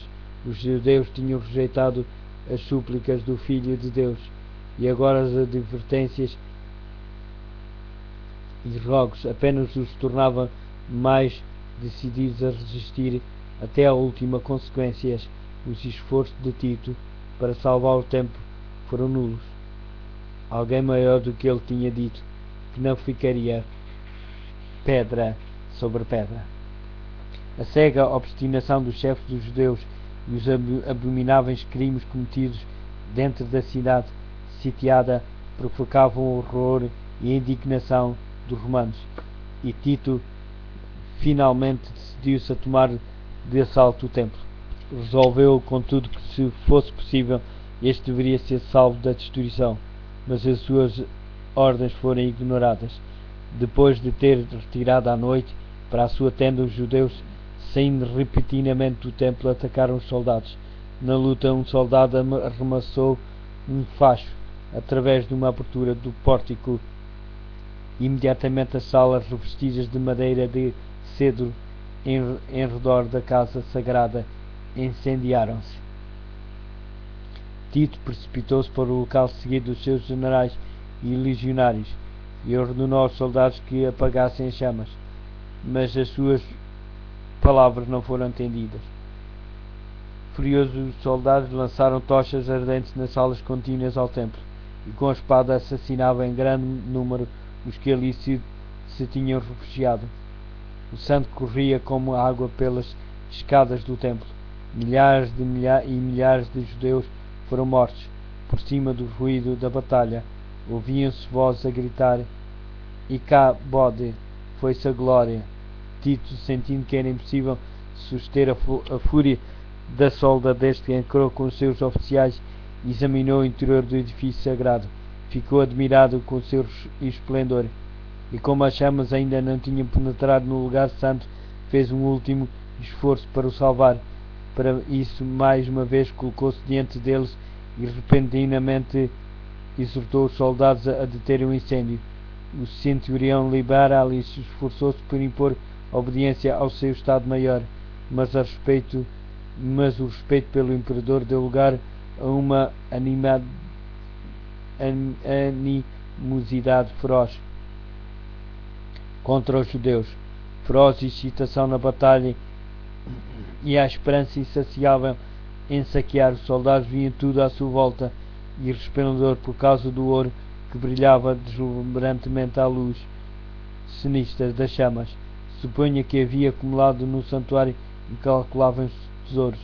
Um soldado, sem ser visto, atirou uma tocha acesa por entre as dobradiças da porta, e repentinamente todo o edifício ficou em chamas. O denso fumo e o fogo obrigaram os oficiais a retirar-se, e o nobre edifício foi abandonado à sua sorte. Se era um espetáculo pavoroso para os romanos, o que seria para os judeus? Toda a alta colina que dominava a cidade ardia como um vulcão. Uns após outros, os edifícios caíram com tremendo fragor e foram absorvidos pelo abismo do fogo. Os tectos de cedo pareciam lençóis de fogo. Os pináculos dourados resplandeciam com pontas de luz vermelha. Das torres dos portais subiam altas colinas de chamas e fumaça. As colinas vizinhas ficaram iluminadas, e viam-se sombrios grupos de pessoas a observar a marcha da destruição com uma ansiedade terrível. Os muros e pontes elevados da cidade ficaram repletos de rostos, alguns pálidos com a angústia do desespero, outros com expressão irada ameaçavam com uma vingança vã. As aclamações dos soldados romanos, enquanto corriam de um lado para o outro, e os gemidos dos rebeldes que morriam nas chamas, misturavam-se com o barulho aterrador do fogo, e o estrondo do medeiramento caía. Os ecos das montanhas respondiam ou traziam de volta os lamentos do povo, que se encontravam nos pontos elevados ao longo de todo o muro, e ecoavam gritos de choro. Homens que estavam a morrer de fome reuniam a força que restava para gritar de angústia e desolação. O morticínio do lado de dentro era ainda mais horrível do que o espetáculo visto lá fora. Homens e mulheres, velhos e novos, rebeldes e sacerdotes, os que combatiam e os que imploravam misericórdia, eram retalhados numa indiscriminada carnificina. O número de mortos excedeu o dos que os matavam. Os legionários tinham de trepar sobre os montes de cadáver para prosseguir na obra de extermínio. Depois da destruição do templo, toda a cidade caiu nas mãos dos romanos. Os chefes dos judeus abandonaram as torres inexpugnáveis, e Tito encontrou-as desertas. Contemplou-as com espanto e declarou que tinha sido Deus que as colocara nas suas mãos, pois nenhuma máquina, por mais poderosa que fosse, poderia ter levado a melhor contra aquelas enormes ameias. Tanto a cidade como o templo foram arrasados até os fundamentos, e o terreno em que se erguia a casa sagrada foi lavrada como um campo. Está em Jeremias, capítulo 26, versículo 18. No cerco e morticínio que se seguiram pereceram mais de 1 milhão de pessoas. Os sobreviventes foram levados e vendidos como escravos, arrastados até Roma para honrarem a vitória do vencedor, lançados às feras nos anfiteatros ou dispersos por toda a terra como vagabundos sem lar. Os judeus tinham forjado os seus próprios grilhões. Eles mesmos tinham enchido a taça da vingança.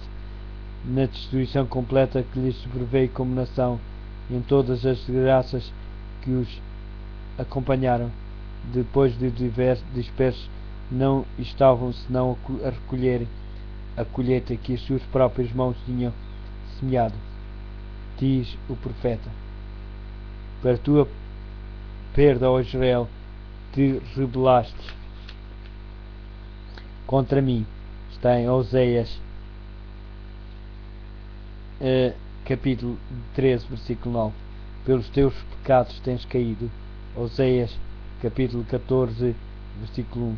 Os seus sofrimentos são muitas vezes apresentados como tendo sido o castigo que receberam por decreto direto da parte de Deus. É assim que o grande enganador procura esconder a sua própria obra, pela obstinada rejeição do amor e misericórdia divina. Os judeus fizeram com que a proteção de Deus lhes fosse retirada, e Satanás pôde dirigi-los de acordo com a sua vontade. As horríveis crueldades executadas na destruição de Jerusalém são uma demonstração do poder vingador de Satanás sobre os que se entregam ao seu domínio. Não conseguimos compreender quanto devemos a Cristo pela paz e proteção de que gozamos. É o poder de Deus que impede que a humanidade passe completamente para o domínio de Satanás. Os obedientes ingratos têm muitos motivos de gratidão pela misericórdia e longanimidade de Deus, que reprime o cruel e pernicioso poder do maligno. Quando, porém, os homens passam os limites da clemência divina, essa restrição é removida. Deus não fica em relação ao pecador como executor da sentença contra a transgressão, mas deixa que os que rejeitam a sua misericórdia entregues a si mesmo para colherem aquilo que semearam. Cada raio de luz rejeitada, cada advertência desprezada ou não atendida, cada paixão com que se contemporizou, cada transgressão da lei de Deus é uma semente lançada, a qual produz uma colheita infalível, quando se resiste persistentemente ao Espírito de Deus. Este é por fim retirado do pecador, e então nenhum poder permanece para dominar as más paixões da alma, e não há nenhuma proteção contra a maldade e inimizade de Satanás. A destruição de Jerusalém constitui uma tremenda e solene advertência para todos os que consideram leviamente as ofertas da graça divina e resistem aos convites da misericórdia de Deus. Nunca foi dado um testemunho mais forte do ódio que Deus tem ao pecado e do castigo que sem dúvida recairá sobre o culpado. A profecia do Salvador relativa aos juízos que deveriam cair sobre Jerusalém há de ter outro cumprimento, do qual aquela terrível desolação não foi senão uma ténue sombra. Na sorte da cidade escolhida podemos contemplar a condenação de um mundo que rejeitou a misericórdia de Deus e pisou a sua lei. O registro da miséria humana que a terra tem testemunhado durante os seus longos séculos de crime são negros. Ao contemplá-los, o meu coração angustia-se e sinto o meu espírito desfalecer. Têm sido terríveis os resultados da rejeição da autoridade do céu. Entretanto, nas revelações do futuro é apresentada uma cena ainda mais tenebrosa. O registro do passado, o longo cortejo de tumultos, conflitos e revoluções, a armadura daqueles que pelejam com ruído e os vestidos que rolavam no sangue. Está em Isaías capítulo 9, versículo 5. Estarão em contraste com os terrores daquele dia em que a ação restritiva do Espírito de Deus será totalmente retirada dos ímpios, deixando de impedir a explosão das paixões humanas e da ira de Satanás. O mundo contemplará então como nunca antes os resultados do governo de Satanás. Mas naquele dia, como na ocasião da destruição de Jerusalém, o povo de Deus será libertado. Todo aquele que estiver inscrito entre os vivos está em Isaías capítulo 4, versículo 3. Cristo declarou que virá uma segunda vez para juntar a si os seus fiéis, e todos os povos da terra hão de romper em choro, e verão o Filho do Homem que vem sobre as nuvens com poder e grande glória. Ele mandará então os seus anjos ao som da trombeta, para reunirem os escolhidos de um extremo ao outro do mundo. Mateus capítulo 24, versículo 30 e 31. Então todos os que não obedeceram ao Evangelho serão consumidos com o sopro da sua boca e serão destruídos com o esplendor da sua vinda. 2 Tessalonicenses capítulo 2, versículo 8. Como antigo Israel, os ímpios destroem-se a si mesmos, caindo por causa da sua própria maldade, em consequência de uma vida de pecado. Colocaram-se tão longe da harmonia com Deus, a sua natureza tornou-se tão degradada com o mal que a manifestação da glória divina é para eles um fogo consumidor. Acautelem-se os homens, para que se não dê o caso de negligenciarem a lição que lhes é comunicada pelas palavras de Cristo, assim como ele preveniu os seus discípulos quanto à destruição de Jerusalém, dando-lhes um sinal da ruína que se aproximava, para se poderem escapar. Também advertiu o mundo quanto ao dia da destruição final, e deu-lhes sinais da sua aproximação, para que todos os que queiram possam fugir da ira futura. Declara Jesus: haverá sinais no sol e na lua e nas estrelas, e todas as nações da terra ficarão assustadas e aflitas e assustadas. Lucas capítulo 21, versículo 25. Mateus capítulo 24, versículo 29. Marcos capítulo 13, versículo 24 a 26. Apocalipse capítulo 6, versículo 12 a 17. Os que contemplavam estes pronúncios da sua vinda devem saber que o tempo está próximo. Mateus capítulo 24, versículo 33. Estejam, portanto, vigilantes. Marcos capítulo 13, versículo 35. São as suas palavras de advertência. Os que prestam atenção ao aviso não serão deixados em trevas, para que aquele dia os apanhe desprevenidos. Mas para os que não vigiarem, o dia do Senhor há de vir, como um ladrão pela calada da noite.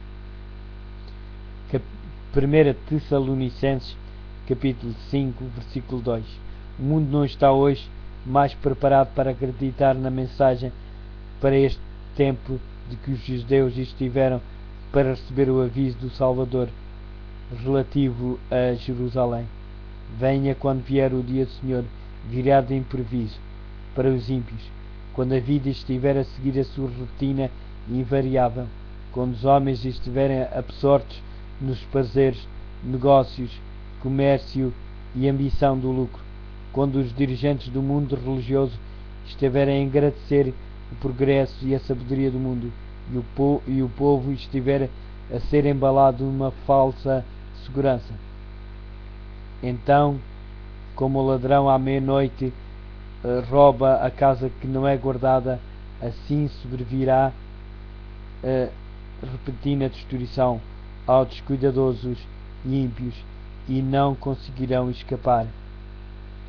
Está na 1 de Tessalonicenses capítulo 5 e versículo 3. Isto foi o primeiro capítulo de O Grande Conflito. Fala sobre a destruição de Jerusalém. Continuação do bom dia, obrigado pela vossa atenção, e que Deus realmente nos ajude a que estejamos prevenidos, o mundo não está mais preparado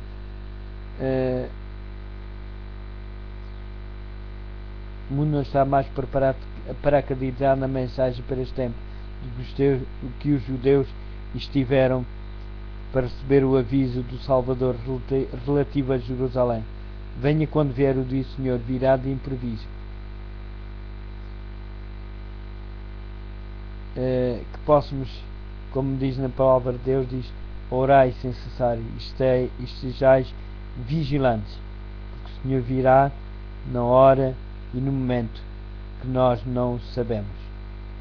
Que possamos estar firmes em Jesus, para que possamos dizer assim: eis aquele a quem nós aguardávamos. Que as nossas vidas estejam em conformidade com a sua palavra. É tudo que eu peço. É a minha oração para mim e para vós. Amém. A perseguição dos cristãos nos primeiros tempos, nos primeiros séculos.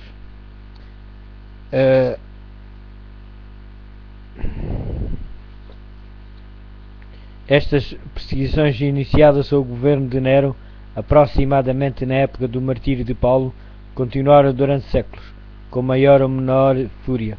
Os cristãos eram falsamente acusados dos mais terríveis crimes e tidos como a causa das grandes calamidades, fomes, pestes e terremotos.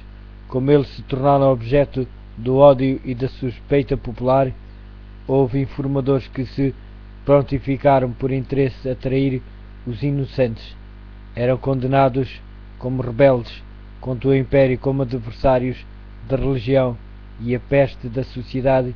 Um grande número foi lançado às feras ou foram queimados vivos nos anfiteatros. Alguns eram crucificados, outros cobertos com peles de animais selvagens lançados à arena para serem despedaçados pelos cães. O seu sofrimento tornava-se muitas vezes na principal diversão nas festas públicas. Reuniam-se grandes multidões para se divertirem com o espetáculo e saudavam as aflições da profunda agonia das vítimas com risos e aplausos. Onde quer que procurassem refúgio, os seguidores de Cristo eram caçados como animais ferozes, eram forçados a procurar esconderijo nos lugares mais desolados e solitários, desamparados e aflitos e maltratados, dos quais o mundo não era digno, errantes pelo deserto e montes e pelas covas e cavernas da terra. Hebreus, capítulo 11, versículo 37 e 38. As catacumbas proporcionaram abrigo a milhares de pessoas. Foram feitas fora da cidade de Roma, debaixo das colinas, longas galerias através da terra e da rocha. A escura e complicada rede de túneis estendia-se por quilómetros para além dos muros da cidade.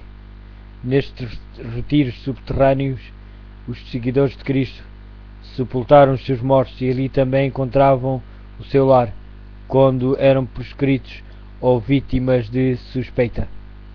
Quando o doador da vida despertar os que travaram o bom combate, muitos que foram mártires por amor de Cristo sairão dessas sombrias cavernas. Sob a mais atroz perseguição, estas testemunhas de Jesus conservaram a sua fé incontaminada, embora privados de todo o conforto, impedidos de desfrutar da luz do sol, tendo o lar no obscuro, mas amigo seio da terra, não proferiram nenhuma queixa com palavras de fé, paciência e esperança. Encorajavam-se uns aos outros para suportarem a privação e a angústia. A perda de todas as bênçãos terrestres não os podia forçar a renunciar à sua crença em Cristo. Provações e perseguições não eram senão maneiras de os levar para mais perto do seu descanso e da sua recompensa. Como aconteceu aos servos de Deus do passado, muitos foram torturados até à morte e recusaram-se a aceitar a libertação. Queriam ressuscitar para uma vida melhor.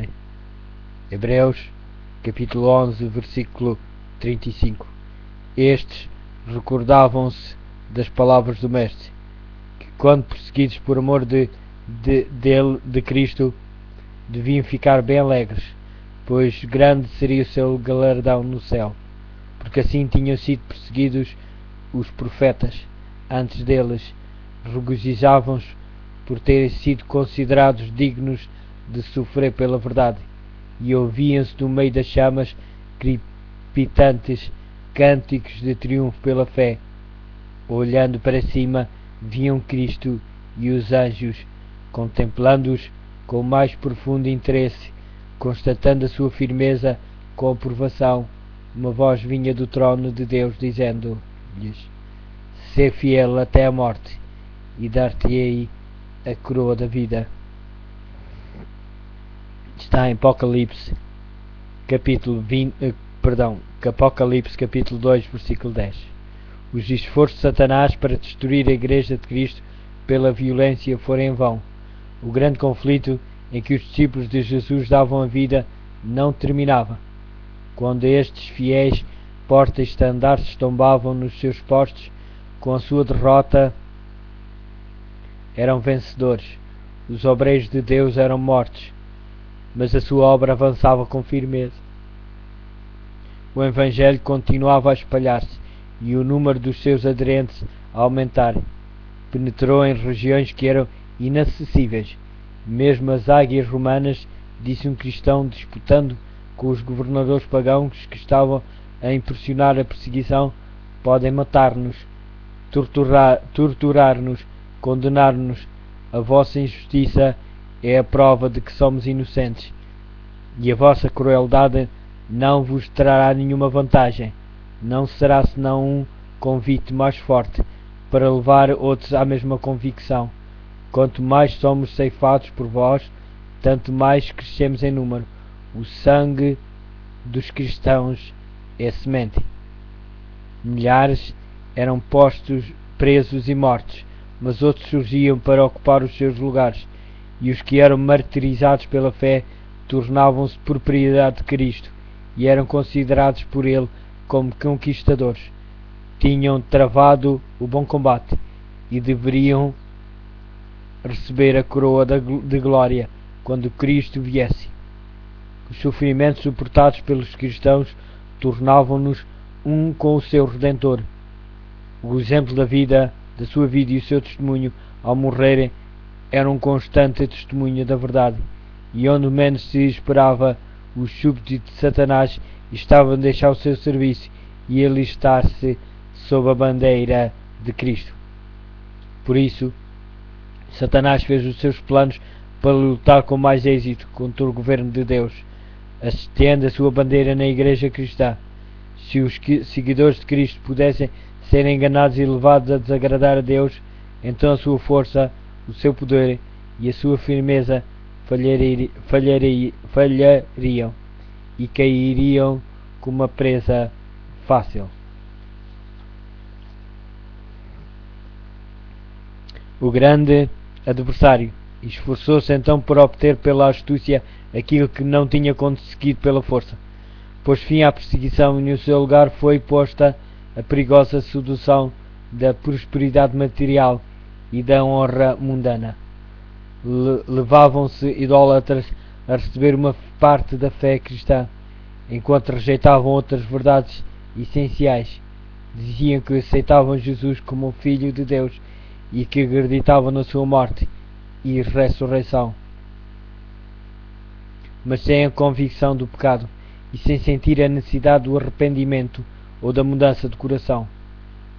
Após algumas concessões da sua parte, propuseram que os cristãos também fizessem outras, para que todos se pudessem unir na plataforma da crença em Cristo. A Igreja naquela altura encontrava-se num terrível perigo: prisão, tortura, fogo e espada. Eram bênçãos em comparação com isto. Alguns dos cristãos permaneceram firmes, declarando que não transgrediriam. Outros eram favoráveis a ceder ou modificar algumas características da sua fé e a unir-se aos que tinham aceitado parte do cristianismo, insistindo em que este poderia ser o meio para uma completa conversão. Foi um tempo de profunda angústia para os fiéis seguidores de Cristo. Sob a capa de um pretenso cristianismo, Satanás estava a insinuar-se na Igreja para corromper a sua fé e desviar a sua mente da palavra da verdade. Por fim, a maioria dos cristãos concordou em baixar a norma e formou-se uma união entre o cristianismo e o paganismo. Embora os adoradores de ídolos afirmassem estar convertidos e unidos à Igreja, permaneciam ligados à idolatria. mudando apenas os objetos do seu culto pelas imagens de Jesus e mesmo de Maria e dos santos. O impuro fermento da idolatria, assim introduzido na Igreja, continua a sua sinistra obra. Doutrinas errâneas, rituais supersticiosos e cerimónias idolátricas foram incorporadas na sua fé e duração. Com a união dos seguidores de Cristo aos idólatras, a religião cristã tornou-se corrupta e a Igreja perdeu a sua pureza e o seu poder. Entretanto, houve alguns que não foram desviados por esses enganos, mantiveram sua fidelidade ao autor da verdade e apenas adoravam a Deus. Tem havido sempre duas classes entre os que se dizem seguidores de Cristo, enquanto uma dessas classes estuda a vida do Salvador e procura seriamente corrigir os seus defeitos e identificar-se com o modelo, a outra evita as claras e práticas verdades que expõem os seus erros, mesmo durante a sua melhor condição.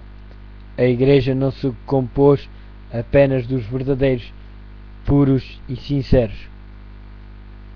O nosso Salvador ensinou que os que voluntariamente condescendem com o pecado não devem ser recebidos na Igreja.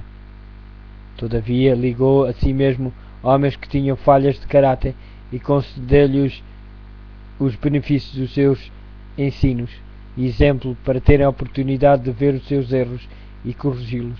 Entre os 12 apóstolos havia um traidor. Judas foi aceito, não por causa dos seus defeitos de caráter, mas apesar deles, foi ligado aos discípulos, para que através da instrução e do exemplo de Cristo pudesse aprender o que constitui o caráter cristão e assim ser levado a ver os seus erros, arrepender-se com o auxílio da graça divina, purificar a sua alma na obediência à verdade. Mas Judas não andou na luz, que tão misericordiamente lhe foi permitido que brilhasse sobre ele. Pela condescendência com o pecado, atraiu as tentações de Satanás. Os seus maus traços de caráter tornaram-se predominantes. Entregou a mente à direção dos poderes das trevas. Irava-se quando as suas faltas eram reprovadas. E assim foi levado a cometer o terrível crime de trair o seu mestre.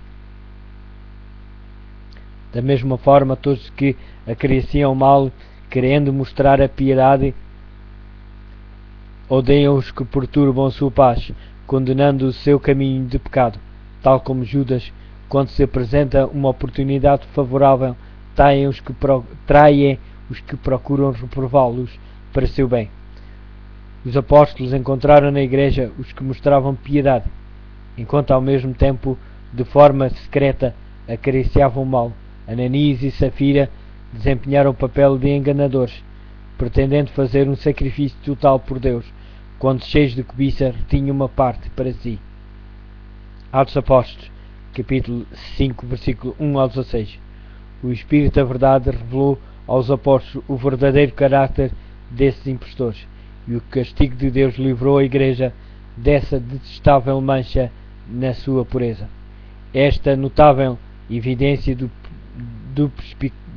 perspicaz Espírito de Cristo na Igreja foi um terror para os hipócritas e malfeitores.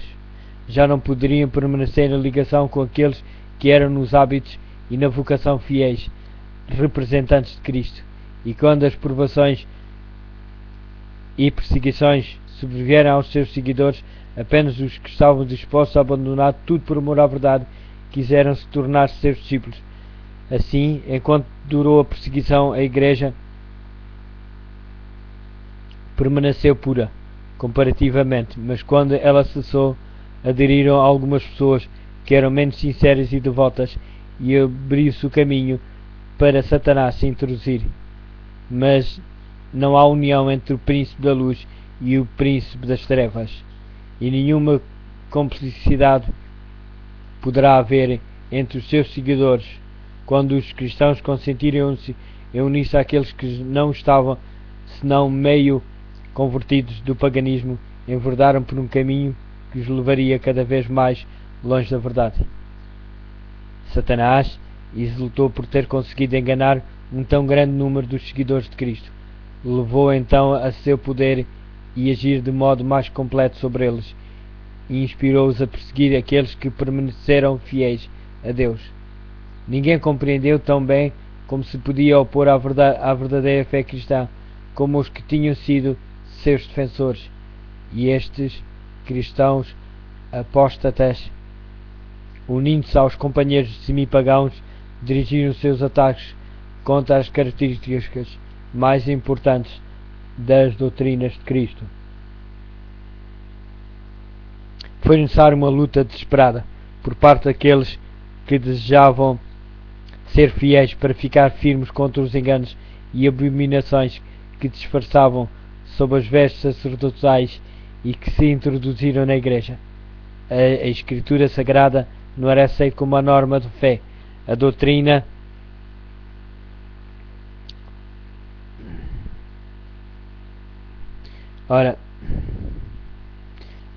da liberdade religiosa era considerada uma heresia, sendo os seus defensores odiados e proscritos.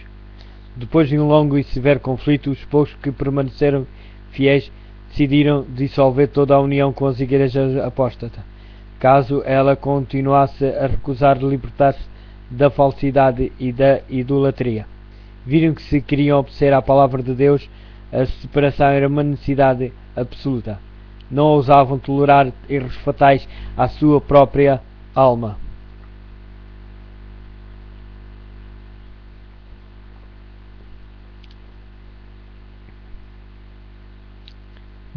Viram que se queriam obedecer à palavra de Deus, a separação era uma necessidade absoluta. Não ousavam tolerar erros fatais à sua própria alma e dar algum exemplo que pusesse em perigo a fé dos seus filhos e dos filhos dos seus filhos. Para assegurar a paz e a unidade, estavam prontos a fazer qualquer concessão coerente com a fidelidade para com Deus, mas acharam mesmo a paz seria comprada por um preço demasiado caro, caso fosse com sacrifício dos princípios. Se a unidade só pudesse ser conseguida comprometendo a verdade e a justiça, seria preferível que prevalecessem as diferenças e as consequentes lutas. Bom seria para a Igreja e para o mundo se os princípios que norteavam aqueles crentes inabaláveis revivessem no coração dos que hoje se intitulam povo de Deus. Há uma alarmante indiferença em relação às doutrinas, que são as colunas da fé cristã. Ganha terreno a opinião de que, em última análise, elas não são de importância vital. Esta degeneração está a fortalecer as mãos dos agentes de Satanás, de modo que as falsas teorias